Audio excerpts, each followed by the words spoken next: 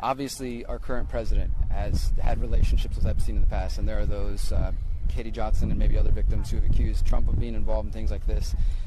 In my experience, Trump supporters will not listen to anything along those lines. Obviously, we're not a court of law here right now, but are those claims, though that case was dropped, it was dropped before it went to court.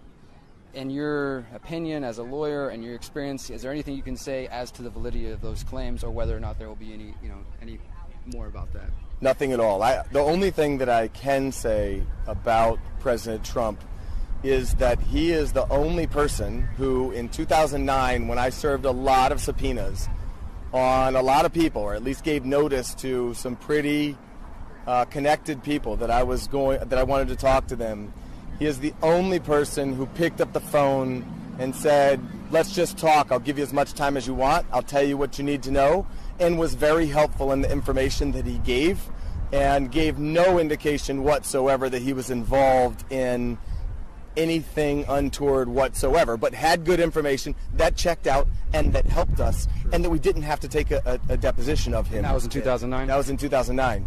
So, do you know if there's any truth to James Patterson's claims that Trump kicked Epstein out of Mar-a-Lago? I've definitely heard that. Yeah. I definitely heard that, and I don't know that it was Trump himself as opposed to a manager there.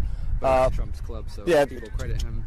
I've heard the rumor that Epstein was kicked out of there for allegedly trying to pick up somebody's daughter or something like that. But I think I did chase that down as far as I could, and never was able to confirm it. But I heard it. I'm on the same boat with that. And just as far as Mar-a-Lago, that's where Virginia Roberts was kind of brought into the whole scheme, right? Via that's where she was recruited. Yeah, absolutely. So that's where she was recruited and brought to Jeffrey Epstein's house. So, the story of someone else being recruited there is not so far-fetched. Absolutely. It's believable. All right. Well, I know you're busy. Anything else you'd like to just leave the audience with as far as what we can expect going forward, how they might be able to support? I mean, you guys did a great press conference here, kind of putting the impetus on the press and on the people who really, you're in the courtrooms doing what you can, what we can't do, and myself as a journalist and other people out there sharing.